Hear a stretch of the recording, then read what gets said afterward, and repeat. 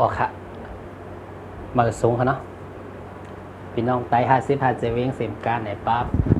พี่น้องกูเจ้าคือค่ะเนาะตีหักการพร้อมผมค่ะอันในก่อขาวปีใจทุนเจาะหรือว่าปีใจโจ้ค่ะเนาะมาตึกซ้นตาหนังคือปฏิรายการพร้อมผมหนังคือพี่น้องไต้หรือว่าพี่น้องกวนเบิงจึงไต้เฮา55เจเวงป้าพี่น้องกูเจ้าคือที่เกี่การพร้อมผมค่ะเนาะอันในก่อขาวก็เป็นก้อนหนึ่งให้มีส่วนรวมให้มันรายการพร้อมผมเกิดขึ้นมาในเมืองจึงไต้เฮาเนี่ยค่ะเนาะ55เจเวงค่ะเนาะก้อมนั้นแน่ๆกูลองเป็นนังว่ากวนเฮามันมีความไทยเขาเรียกว่าอคติค่ะเนาะเพราะเหมือนความไทยก็เป็นเรียกว่ามีใจเหนือกันมีใจตีกันไหวลองเพ่งเป้งค่ะเนาะก้อมนั้นแหละกวนเฮาในเป็นเรียกว่าเพราะว่าเฮามีอำนาจอยู่หึงหน้าหนาอาล่าเนี่ยเป็นเรียกว่าใครเป็นยองค่ะเนาะใครเป็นมายองอำนาจเนี่ยค่ะเนาะความไทยเขาเรียกว่าอคติสูงค่ะเนาะอคติสูงก็มันเหมือนกับว่าไหวประวะอำนาจเนี่ยใครปล่อยเมียงเผยค่ะมันเป็นซึ่งนั้นค่ะเนาะก้อมนั้นแหละเนี่ยกวนเฮาป้อห่อมแหลกลายตัวเฮาเนี่ยก็กูก็ดีฮู้ค่ะลองกูสิ่งกูอย่างที่มันเป็นอยู่ในเมืองใต้เฮาค่ะเนาะก้อมนั้นไหนใครมาตึกส่วนพี่น้องตีอันเก็กการพร้อมโฮมค่ะเนาะก้อมนั้นไหนครับปีใจทุนโจหรือว่าปีใจโจที่อยู่ในเมืองจึงไทยเจียงใหม่ค่ะเนาะเหมือนครับว่ากวนเฮาในป้อเฮาที่สร้างการพร้อมโฮมเฮาเริ่มต้นตีตัวเฮาก่อนค่ะก้อมนั้นไหนครับก็มีสินค้า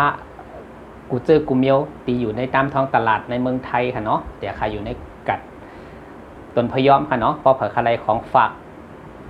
มาแคบหมูไซโอพริกหนุ่มของสปะสเปะค่ะเนาะของฝากในเชียงใหม่ที่อยู่ตามท้องตลาดพี่น้องใต้หรือพี่น้องไทยเขากูก็กดที่ผู้ยามาลีในกัดมากัดกันแล้วก็ส่วนใหญ่เกือบ100%ดีเหมือนกันค่ะเนาะมาแคบหมูไซโอหมูยงหมูยออันนี้มันมีหมดค่ะเนาะใครซึ่งคือในก็ติดต่อมาตั้งเบอร์เขาอันนั้นก็ใครเอากะเฮ็ดการขายหาไปบางมีเพิ่มแทงช่องทางหนึ่งในก็ไล่ค่ะเนาะก็เพราะว่าใครไล่ในก็อย่าไปเริ่มติดต่อมาตั้งเบอร์ตีข่าวตีลงจอมตังหน้าจอค่ะเนาะอันนั้นก็เพราะใครไล่โหยแย่มันก็โทรมาถามทางเบอร์โทรตีข่าวลงไว้ค่ะเนาะอันนั้นก็ใครเป็นการขายสืบต่อกันไปว่าเฮาตีเฮ็ดก็ตั้งนานนั่นคือการพร้อมโฮมใต้เฮาปกติเกิดขึ้นเฮาแต่เลยฮู้จักกันเฮาติเลยเป็นน้ำหนึ่งใจเดียวกันเฮาโหลดสร้างดีตัวเฮาค่ะก็นั้นแน่ๆเขาพิจารณาจ่อเป็นก้อนนึงตีฮักการพร้อมโฮมเสมก้าแน่ใครมีลองเพลงเป้งหรือว่าความไทยเขาเรียกว่าเรื่องสิทธิมนุษยชนเนี่ยค่ะเนาะก้มนั้นหลายๆกูเจ้าตีออกมาตั้งโลกโซเชียลออนไลน์ตีเกี่ยวข้องออกมาละเกี่ยวข้องในเมืองจึงใต้เขาค่ะเนาะ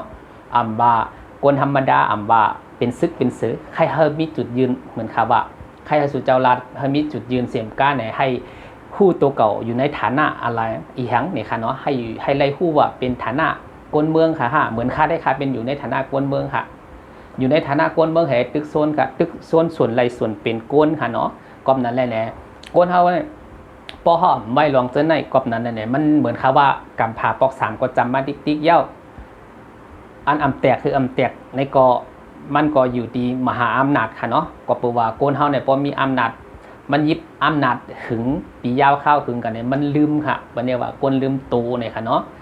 ลืมตัวจึงคือล่ะนะก็แปลว่าตัวเก่ามีอำนาจมาหึงขนาดใครปล่อยอำนาจค่ะมันเรียกว่าที่เป็นก้นยองอะขนาดไม่ได้นะมันเรียกว่าที่ว่ายองอำนาจที่เขาว่านั่นค่ะเนาะอันนี้ก็ฝากให้เป็นข้อคิดค่ะเนาะไรเซ่ค่ะความนั้นแหละนะกูเจอกูเมียวมันอยู่ในเมืองใต้เฮาในน้ำดินหินผาหรือว่าพ่อแม่เมืองใต้หรือว่าหลังลินแผ่นดินเมืองใต้เฮามีอยู่64,000เฮียงรักปั่นม้นในเกาะกอบนั้นแหละมันติ๊กเป้าพี่น้องใต้เฮาอยู่กูก็ตีมีอยู่นอกเมืองในเมือง12 ล้านเนี่ยค่ะเนาะที่เฮาเลยเคยเรียนเพนมาตัวก่อนที่มีอยู่ประมาณ12 ล้าน13 ล้านเนี่ยค่ะเนาะกอบนั้นเนี่ยเมื่อก่อนได้ดีว่าประมาณ15 ล้านค่ะเนาะอันนี้ก็ถ่อมเข้ามาสำรวจหรือว่า7ตัวทัดสั่งตัวอับดีประมาณ12 ล้านก้อยกาว่า12 ล้านมันอยู่กับเราห้องคาละเนี่ยก็อยู่ตรงต่างตัวไหนค่ะตีเตใต้เฮาในมีหนำค่ะอยู่กูตั้งให้ในดีค่ะเพราะเคสการพร้อมโฮมในก็เปิ้นนั่นแหละมาอยู่เมืองไหลค่ะมาอยู่เมืองเมืองลาวเมืองไทยเมืองมาเลเซียญี่ปุ่นเกาหลีเขาสร้างการพร้อมโฮมอะไรหมดค่ะซึ่งคือเราสร้างการพร้อมโฮมย้อนเปิ้นนั่นในโลกโซเชียลออนไลน์ได้ใครฝากถึง Google ว่าตีเปิ้นเฮ็ดมาได้เปิ้นเฮ็ดมาตาเฮาหาไปฮู้ไปปิ่งหญ้าเสียมก้าแหน่มันเหมือนกับว่า เรียกว่าโลกทันสมัยค่ะเนาะโลกมันเปลี่ยนค่ะเนาะมือ23-40 ปีป่วนมาเตก็เฮาก็ติ่มได้หันใกล้โลกหน้าจอจังได๋ค่ะเนาะแม้กระทั่งพงหรือว่าโทรศัพท์ก็ยังมีในกรอบนั้นแหละใครเฮาเปลี่ยนไปวนว่าคนรุ่นใหม่ที่เกิดดันมากับปานเฮาในอย่าปีเฮามีลองมีใจเหนือกันมีอคติค่ะเนาะก็ปอคนอยู่เมืองไทยก็ดีฮู้ค่ะอคติในค่ะเนาะกรอบนั้นแหละติเตมันเพราะว่าเฮาอยู่ในโลกโซเชียลออนไลน์ก็เพราะว่ากูไลเสมบะบ่เลยถอมคลิปข่าวเนี่ยก็ย่อมน้อมใหญ่นำค่ะเนาะอำว่าคนที่ออกมาไลฟ์สดค่ะเนาะกูก็อำได้หมายถึงไผค่ะความนั้นแน่ตัวเก่าที่ฮู้เฮเปิ้นค่ะก็เคยลาดอยู่กูคลิปค่ะเนาะอันนี้ก็ย้อนน้อมกูก็เพราะว่าลาดโหคอแต่ก่อนมันก็ติเป็นพรดีหรือพรจ้านั่นก็ตัวเก่าก็ติฮู้นะก้วยกะว่าค่าใครตึกโซนว่าใครเฮามีจุดยืนค่ะคนเมืองเขาติ่มรายการค่ะอันใครหลากันใครป้องกันมันเป็นสิทธิ์ค่ะเป็นเรียกว่าเป็นสิทธิ์ของตัวเก่าค่ะเนาะมีใจอคติก็มันก็เป็นสำหรับตัวเก่าค่ะเนาะถ้าแต่มีอคติตัวไผค่ะอัมมาซึกอัมมาปาติอัมมามานขี่ขางย่างใต้ค่ะอัมมีใจอคติตัวไผค่ะที่คำออกในโลกโซเชียลออนไลน์อัมไรจังคามานก็ตีเฮาเก๊กก็คือเหมือนนังวันอ่ะตีเขาปักเปิงเขาเฮ็ดต่อพี่น้องคนเมืองกูเจ้าคือในค่ะคำเก๊กอันไหนค่าก้อมหันดีจ้อมค่ะก้อยกาวาบ่รัดซื่อๆก็คือคำเก๊กคอมมิวนิสต์ค่ะคำเก๊กปักเปิงคอมมิวนิสต์ค่ะเป็นจึงถือก็เย้าโกนเฮาในคอมมิวนิสต์กับประชาธิปไตยเนี่ยค่ะหรือว่าลองเพ่งเป้งเนี่ยค่ะอันในค่ะโกนเฮาพอเฮามีลองเพ่งเป้งเนี่ย3,700,000อ่ำมาโกนมีโกนผานเฮาอยู่จ้อมกันไรค่ะก้อยกาวาเพราะว่าคอมมิวนิสต์เนี่ยมันตีเป็นเอาตัวเก่าว่าค่ะเอาเก่าว่าลายๆค่ะอันนี้ก็มีตัวอย่างคือหันนะคะเนาะเมื่อเร็วก็พอเขาตัวเผยก็ยิบโทรศัพท์ทางแผงมันก็ตัวค่ะเมืองยูเครนหรือว่าเมืองยูเครนกับรัสเซียค่ะเนาะเมืองยูเครนกับรัสเซียก็พอเขามาสอนตัวก็มันก็เมืองยูเครนในติเมืองเล็กค่ะเนาะเมืองเล็กประชากรหรือว่าโกนโหโกนก็ติเอกกับรัสเซียเป็นครึ่งค่ะเนาะก็นั้นแหละเฮามาบ่นด้วยว่าบ่เหมือนเมืองเฮาค่ะแล้วเพราะเฮามีใจฮักจื้อจาดให้เลยมีใจฮักแผ่นลิ้นมีลองเพ่งเป้งเหนือกันอันนี้เฮาเฮ็ดไรลองเจอได้ในกรอบนั้นไหนใครเปิ้นก็มีตัวอย่างเฮาตัวอย่างก็ประวัติโลกโซเชียลออนไลน์ในเปิ้นนี้ถือเฮามาเฮาหมู่พร้อมเฮาหมู่ฮักกันเฮาหมู่ด้วยเฮาหมู่เลเพียนจอมมาเมืองเปิ้นขึ้นใหญ่เมืองเปิ้นขึ้นใหญ่ให้ขึ้นใหญ่เปิ้นไรเมืองก้อนขอเปิ้นที่เฮ็ดในกรอบนั้นในอันผู้ฮักการเจรจาไทยผู้ฮักพ่อแม่พี่น้องคนเมืองเสียมกาเนี่ยอันที่ว่าข่าวว่าใคร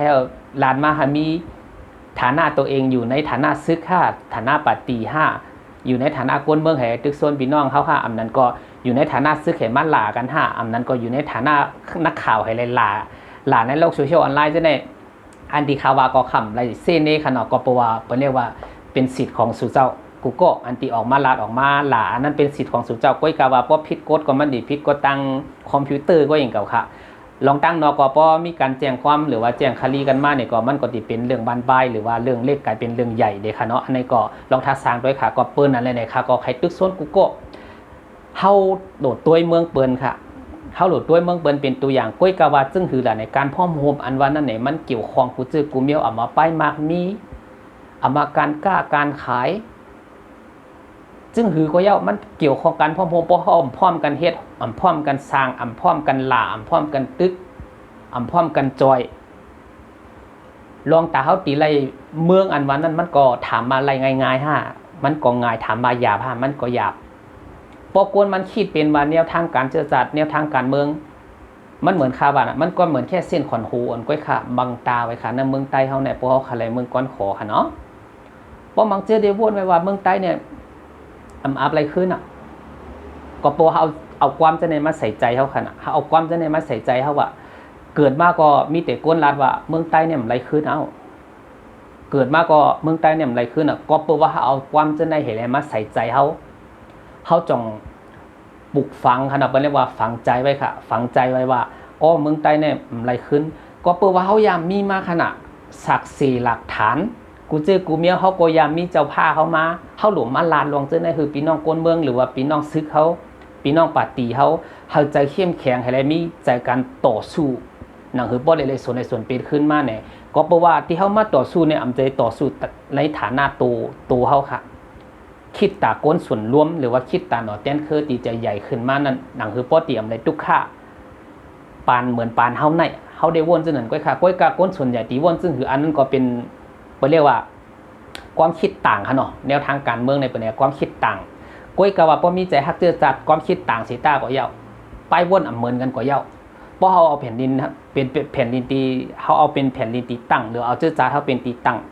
ไปวนเหมือนกันก็เย้าเฮาเฮ็ดจำกันเลยค่ะก็เพราะเฮาฮักแผ่นดินเฮาฮักเจอจัดเฮาขนาดฮักเจอคือเฮาขนาดเฮาฮักน้ำลินหินผาเฮาขนาดเฮาฮักธงชาติเฮาขนาดเฮาฮักตุ้งเจอจัดเฮาขนาดเฮาก็ต้องหลวนจำแนวทางไปเรียกว่านานาชาติขนาดเรียกว่านานาชาติเรียกว่านานาชาติที่เปิ้นยอมรับไหลเฮาโหลเฮ็ดจ้อมกันเลยค่ะเฮาอย่าไปกะเฮ็ดจ้อมในเมืองโฮมตุ่มหรือว่าเมืองมานค่ะมันมีหยังค่ะมันมีหยังแต่ตีเมียงเฮากูเจอกูเมียวความมานกับถึงเฮ็ดกูเจอกูเมียวด้วยค่ะเขาตั้ง70ปีปลายมาเนี่ยเพราะเขาใครสร้างการพร้อมโฮมขนาดเฮาลาดปลูกแตกมันขนาดเพราะเขาใครสร้างการพร้อมโฮมน่ะลองเจนจาด้วยค่ะกูโกดเป็นผู้ใหญ่ก้นหลวงก็ดีฮู้ลองเจนจาด้วยว่าเขาใครสร้างการพร้อมโฮมมาเขาตั้ง70ปีปลายเขาอีหยังมาหยอกเขาพองเอาอย่างมาเรียนเขาพองที่เขาก็1ใครเขาไป2ก็ใครเขาพิษกัน3ก็ใครเขาแตกแยก4ก็โหลเอาตาย5ก็โหลทันลำเป็ดเขาวางแผนไว้เจ้าในก้อยขนาดเป็นการของเขาค่ะเจ้าในลองเจ้าในขนาดอันนี้ก็ฝากไว้เป็นข้อคิดเพราะอ่ำใจในก็คาราดพิษก็อย่ามีถอนพิษขนาดอันนี้ก็มันเป็นแนวทางที่ว่าเขาใครสร้างการพร้อมโฮมให้จะตีต่อสู้ผู้เขียนกว่าตั้งนานนั้นที่เป็นซึ่งคือแนวทางที่คาราดมาเนี่ยจื้อในก็เอาปอเบาก็ปล่อยแฮะความนั่นแหละค่ะก็ออกโลกโซเชียลออนไลน์มาในคำใครมาพิษมาโมป้อเป็นซึ่งคือป้อใครแนะนำหรือว่าโทรมาดังเบอร์เขาก็มาบอกเลยค่ะรัดที่นั้นสั่งถูกปีใจทุ่มจ่อปีใจโจค่ะมีแนวทางดีกว่านั้นค่ะใครรัดที่นั้นที่ไหนเขียนตัวหนังสือแล้วก็ส่งมาดังเมสเซนเจอร์ค่ะก็แล้วก็โทรมารัดก็เลยค่ะค่ะก็ดีเป็นส่วนหนึ่งรายการพ่อโมไม่เลยออกมาตึกส่วนพี่น้องกูเจ้าคือค่ะเนาะคำไรไว้ใจเหนือเจ้าคือหรือว่าเจ้าคือไหนค่ะกอบนั้นแหละไหนก้นเขามีไปวนซึ่งคือล่ะเนี่ยเขามีไปวนวัน1เขารายการพ่อโม2ก็เขารายเมืองก้อนขอ3ก็เขารายเมืองดอดเลียวก้อนขอของเขาน่ะเขามาหาเจ้าในออนกันเฮ็ดขนาดเขาออนกันแต่ว่าเขาแต่เซ่เห็นเนี่ยเหมือนคาว่าน่ะเมืองเขาในพอเปรียบเทียบก็เหมือนมียอกาค่ะมีคนเท่าอยู่คนหนึ่งเป็นยอกาลงไว้ค่ะเขาตั้ง70ปีปลายมันไปหายเห็ดปอกค่ะอันไหนค่ะเนาะมันเหมือนเป็นก้นเท่าเพราะว่ามาวนตัวลึกๆก็เหมือนก้นเท่าเป็นยอกาลงไว้ค่ะเมืองเขาเนี่ยเขาตั้ง70ปีปลายก้นเนี่ยมันติเท่ากับเฮอหลายโจโกนค่ะลองคิดพอค่ะเขาตั้ง70ปีปลายเนี่ยมันเหมือนโจโกนปลายอะขนาดกำในมันเป็นซึ่งคือล่ะเนี่ยก้อยกาคนเฒ่าคนใดเนี่ยมันก็ยังฮักแผ่นดินมันเห็นแลอ่อมน้อมไม่ว่าเป็นหือก่อเย้า70ปีปากปีเหงปีก่อเย้ามันก็ยังตึกเป้าลูกเป้าหลานมันอยู่ในเมืองในแผ่นดิน55เจเวงเฮาเนี่ยคนเฒ่าคนใดมันก็ตึกเป้าลูกเป้าหลาน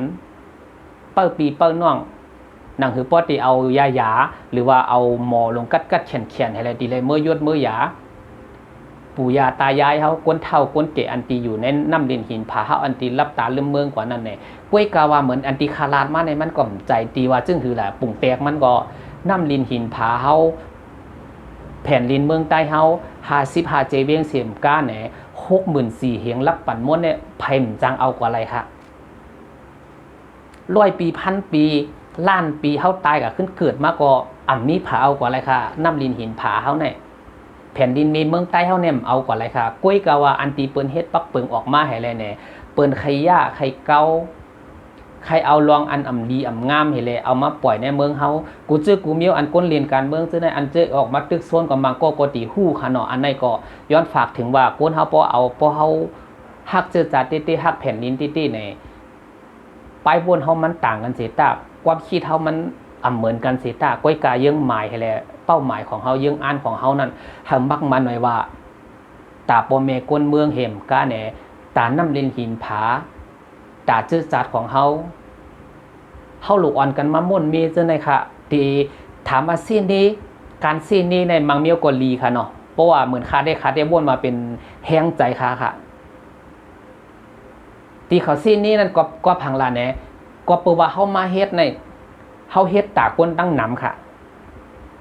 เฮาเฮ็ดตาก้นตั้งนำเห็มกาเนี่ยเฮาลาดตาก้นตั้งนำค่ะห้อมใจลาดตาก้อนดีมาเซนี้นั่นก้อยเฮาก็วนจังไหนเพราะว่าเมืองใต้ดีขึ้นมาเสียมกาเมืองใต้ก้อนขอขึ้นมาก็เพราะว่ามันยังเป็นใต้นี่ก็ปลามันโกงเฮาก็วนกันในไว้ค่ะกอบนั้นแหละเนี่ยอันบางเมียวมาในตีเขาลาตีเขาคอมเมนต์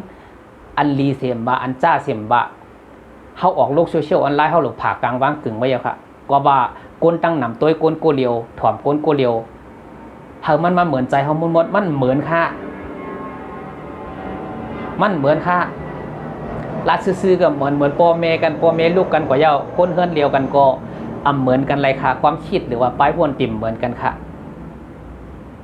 บางเจอก็ปิ่งอย่าแลดบางเจอก็ปิ่งอย่านึกอันไหนมันตีมาเปรียบเทียบกันเลยก้อยกาว่าเฮาเป็นคนเฮือนเดียวกันสิตาเฮามีเก่าโก10โกยังหมายเฮาก็โหลเฮ็ดการหาเงินหาเข้าในเฮือนเฮาตาป้ายมามีในเฮือนเฮามันดิเป็นการเมืองก็เหมือนกันค่ะมาตั้งหมู่ตั้งซุ้มมาเบิ่นมาหันลีมันใจค่ะอันหันลีเซต้าก้อยกับเป้าหมายให้คันมันเหมือนกันยังอันให้มันเหมือนกันแค่นั้นก้อยเฮาอยู่จ้อมกันเลยค่ะกอมนันติคามาลาดในค่ะกอมใจว่าแก้ให้แลแขนให้แลมีใจฮัก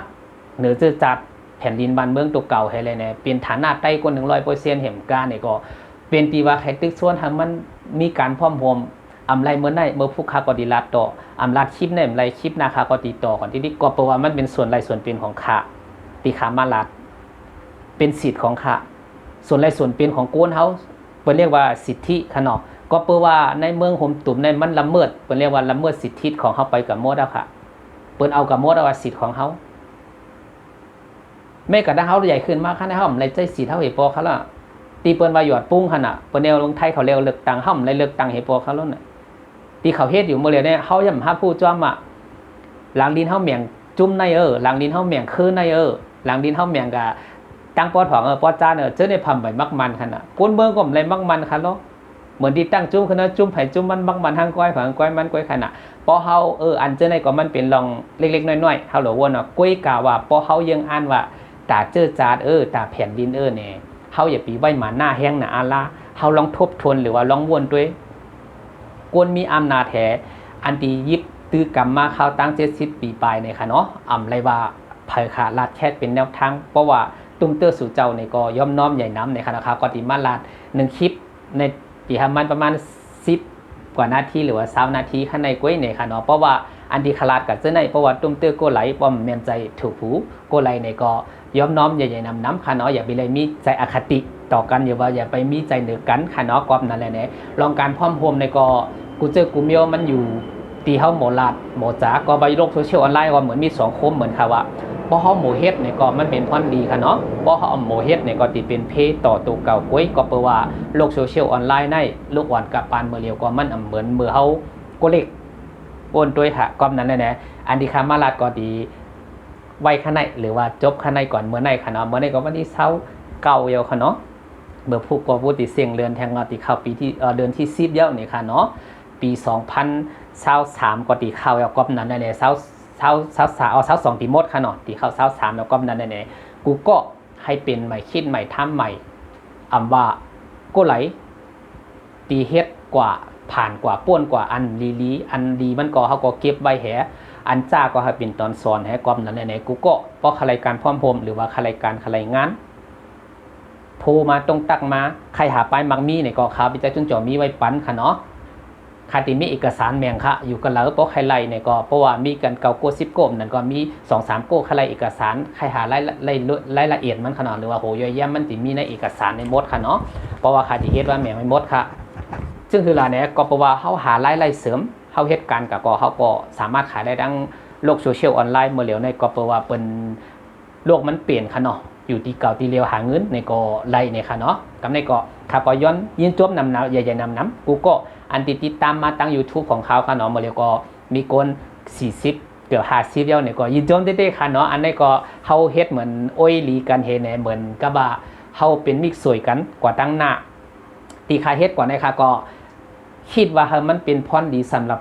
คนตั้งหนำค่ะคำไรมามีใจอคติแล้วมาไว้ใจตัวไผค่ะเนาะกอมนั้นอันที่เขาลากันก็เปิ้นเรียกว่าเป็นสิทธิ์ของเขาก็ก้อยกาแทงอีกนึงมาเนี่ยเพราะว่าเปิ้นฮู้ภาษาเฮามาฮู้ความเฮามานำเนี่ยอาจจะเป็นคลีค่ะเนาะเปิ้นเลยอาจจะเป็นคลีต่อตั้งกฎหมาย